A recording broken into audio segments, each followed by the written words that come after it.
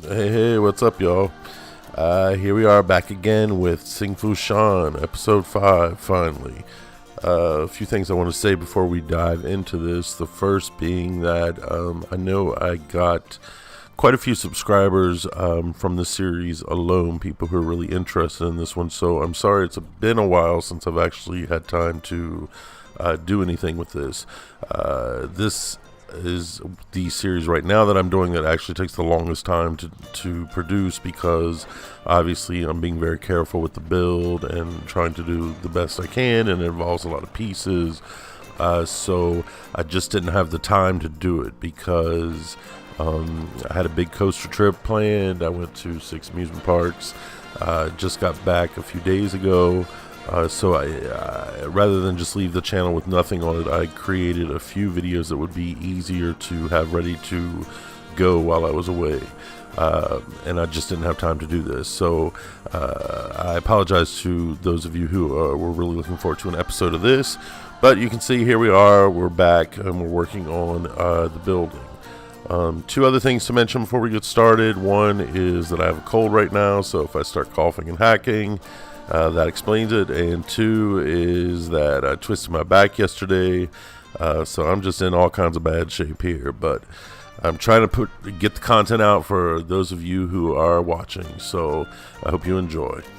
So with that being said, I'm really excited actually to get back into this build, because it had been a while since I worked on it. Like I said, I worked on a few simpler things, and this is something that really takes some time.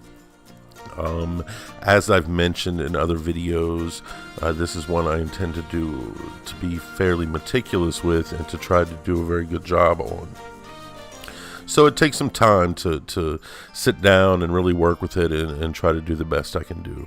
Fortunately, in this build, the main things I really wanted to accomplish were just to get this food stand up on a platform, because most of the Chinese buildings that I've seen are generally on some kind of concrete or rock platform. They're elevated off the ground, so I achieved that with these particular walls. I like the way this looks actually, and you'll see once we start adding the foliage around it and I create a slight variance in height behind it, it really looks like it's nestled in the woods, which is the look I was going for. I'll say a little more about that when we get to that point about my landscaping philosophy.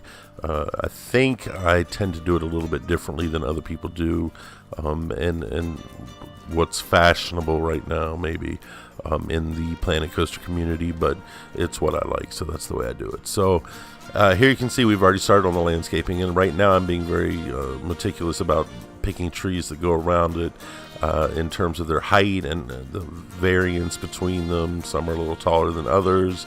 Eventually I'm going to lower that bamboo in front of this because it kind of blocks the view of the building just a little bit, and then I'll add the hill in the backside to kind of create the idea that this is sort of nestled down in a little valley right here. So one of the things I want to do, I do create a little pond right here, and I also create, in just a minute I'll create that, and I also create a little nook area for people to sit, because I always like something like that. So I of course have seen other videos advising people on how to do their landscaping and so forth. In particular, the one that stands out the most to me is, well, two actually. The first being the one that I think N7 did for the Bro Nation, which talked about the different types of landscaping there are. And the second video is, I've seen just a few with Silverette, where he mentions how he does landscaping and leaving some areas blank so that the more heavily foliated areas stand out. I think I fall somewhere in between this. I kind of do my own thing with landscaping in terms of what I like, because if I'm in a garden or something like that, I really like something that's very, very lush and almost overgrown to the point of where there isn't much blank space. That's my own personal preference. I like when it has a little nook in it where you can sit down and where plants are just surrounding you, just almost touching your shoulders and that sort of thing. So that's what I prefer myself, so I tend to do that. I tend to make it very dense, and no real plan. I'm not trying to go for a formal look here. And with that being said, as well, from the little bit of study that I've done of Chinese gardens, they're not nearly as detailed, or they're not, this must be the word of the day, but they're not as meticulous as Japanese gardens tend to be, which I think is what a lot of us are more familiar with. By the way, right here, what I'm doing is creating a little different type of lantern, which is used often in Chinese gardens. It looks quite different from Japanese lanterns. They tend to be wooden. The ones I've seen of Chinese gardens tend to be more stone or concrete, so that's the look I was trying to emulate. And I actually like the way that turned out. At first I thought I was going to have to use a bunch of different pieces and really try to make exactly what I was looking for. But one thing I'm starting to learn, the more I try to recreate things that I see, is to not so much try to rebuild them using little pieces, though some people do that very successfully. What I try to do instead is find pieces that are pretty much made to order for what I want, that can be twisted around just a little bit to resemble what I want, and give the idea of that object without me having to work for hours and hours and hours with all kinds of little pieces and so forth. And this lantern I created, I think, is a good example. It's a little bit large. That was about the best piece I could find for the top of it, so I'm pleased with the way that came out. But to get back to what I was saying about the landscaping, so like I said, I like it very dense and lush, and I like it just teetering on the edge of being overgrown, where it almost looks as if the forest is reclaiming everything around it and taking over. I like that look. So that's what I'm going for here, and this is supposed to be sort of almost I don't want to say mystical, but this is certainly supposed to be in the woods, slightly manicured, but not totally manicured. So I think that this is coming out successfully so far. I like the way it's looking, and it's not supposed to be some strict arrangement of flowers. It's not a formal garden by any means. It's supposed to be very loose and just very relaxing is the way I look at it, and as if this building has been here for a very long time.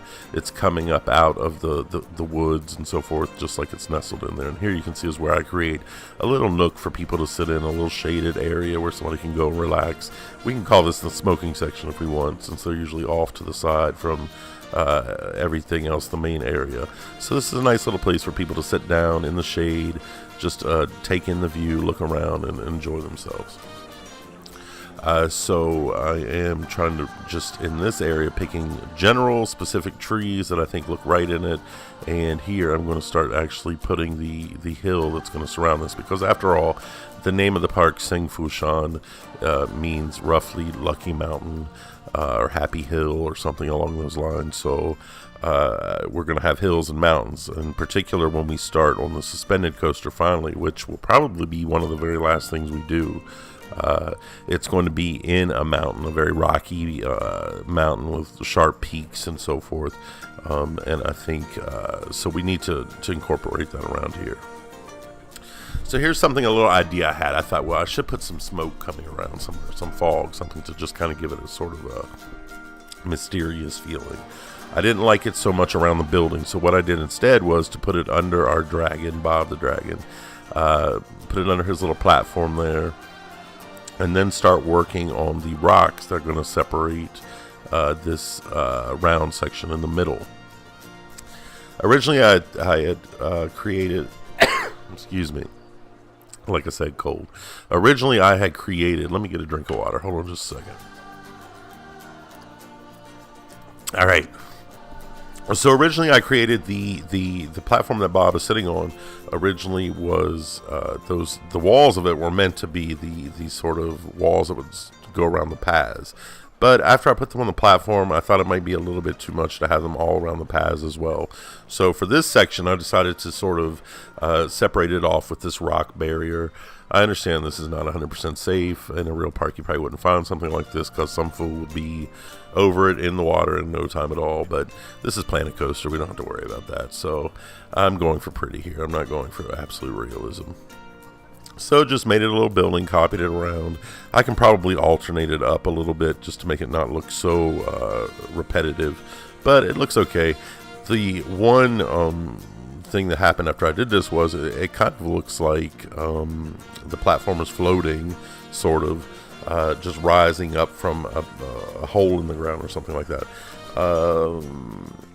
And I kind of like how that looks. I like the lily pads too. I really love those little things.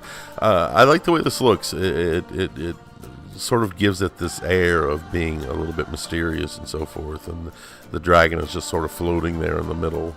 It seems to be an illusion that works out all right. It's not something that I was particularly going for, but I do like the way it looks. So I think I'm going to leave it like that. So we created our one building. And then originally I told you I wasn't planning on just copying and pasting the building over. But I did, after doing a little bit more research on Chinese gardens and in general walled city design and that sort of thing, apparently from what I've discovered, symmetry was very much a part of those kind of designs. So I decided to make the front of this fairly symmetrical. So we've got these two buildings here on opposite ends or opposite sides of this entry circle, and I just changed the shops up in them a little bit. But they basically look exactly the same. The buildings themselves are exactly the same, and I pretty much did the landscaping around them the same. They're both nestled in the woods. They've got a hill coming up behind them to kind of blanket around them and make them feel very cozy. And it turned out well, actually. I think it turned out better than if I had put something else over here, to tell you the truth. I like the way it looks better, so I'm going to leave it like that. You can see right there that it looks pretty symmetrical. So what we're going to work on here is just adding in the rest of the landscaping around it, and then we will be ready to go in the next episode, which is going to be more of this. Now, the first few episodes of this series have been me creating the various pieces that make up the front of the park, and that would be the Pai Fong, which is the entrance gate, these two buildings, the dragon, his platform, the screens in the back. So now I wanted to just get down and start putting it all together so that we get an idea of where we're going with this and what it's going to look like and so forth. So I'm pleased with the way this came out, but I am definitely interested in hearing your comments. I know this, like I said, has been one of the series that has given me I've received the most feedback from, and people seem to be enjoying it. So for those of you who are watching this and have opinions about it, please feel free to leave suggestions or anything like that. I'm always open to hearing anything that anyone has to say. So what we are going to do is just continue this up. I think in the next episode, we'll continue working on this front area. I'm going to move the entrance gate back a little bit. I think I might also change up the way that the guests actually come in the park, just to make it a little farther back so it's more of a grand entrance coming in. I need to create two buildings to go beside the Pai Fong, two small pagodas, just set off to the side of that a bit. So it's not sitting there all by itself, and then I'll have a nice sort of grouping of three, which is something I always like to do. I always like to group by odd numbers because in general it's more visually appealing for folks. So that's what we're going to do in the next episode. In this one, I'm just finishing up the landscape just a bit, and I will end the video with some glamour shots. So as always, like I said, if you have any comments or feedback, I would love to hear them. Otherwise, stay tuned to the channel. I've got a lot of new content coming out, and I look forward to seeing you the next time. So take care, y'all, and enjoy the ride.